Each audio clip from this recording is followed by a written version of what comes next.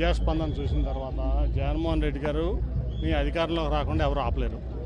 So ఎవరైనా కుట్రలు చేసినా ఇవాళ జగన్మోహన్ రెడ్డి గారు ఇంతకంటే ముందు ఇంత ముందు కంటే కూడా ఎక్కువ సీట్లతో మళ్ళీ ప్రభుత్వాన్ని ఫామ్ చేయబోతున్నారు. దాంట్లో ఎటువంటి సందేహం లేదు. కాబట్టి ఎటువంటి కుట్రలు, ఇటువంటి కుటీల రాజకీయాలు ఇవన్నీ కూడా ఆపితే మంచిదని చెప్పి నేను అందరికీ, ఎవరైతే ప్రతిపక్షాలు ఉన్నారో వాళ్ళందరికీ కూడా నేను మనవి చేస్తాను. ఫస్ట్ పోలీస్ ఇన్వెస్టిగేషన్ ఇమీడియట్ జరగాలి. అది ఎందుకంటే నాకు ఫస్ట్ ఒక టప్ అని సౌండ్ వినపడింది. నేను అక్కడ ఉన్న 40 సెకండ్ తర్వాత సీఎం గారు చేయి పెట్టుకుని కిందకు తోలడం చూశాను.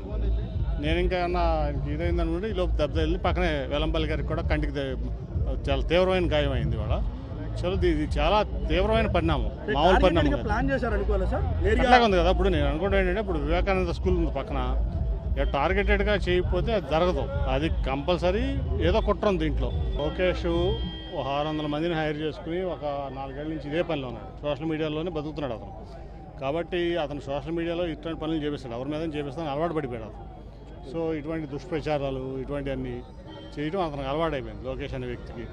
ఇది ఖచ్చితంగా కూడా ఇమీడియట్గా చాలా తీవ్రంగా పరిణమించి మేము ఇక్కడే కాదు, ఢిల్లీలో కూడా ఎలక్షన్ కమిషన్ మేము దాన్ని రిప్రజెంట్ చేస్తాం. ఆయన ప్రజాదరణ, జగన్మోహన్ రెడ్డి గారి ప్రజాదరణ వాళ్ళు ఎవరో కూడా తట్టుకోలేకపోతున్నారు. ఎస్పెషల్లీ విజయవాడలో తట్టుకోలేక ఈ ఓర్వలేక చేసినటువంటి పని ఇది. దాంట్లో ఎవరైతే ఉన్నారో దోషులను బయట తీయాలి.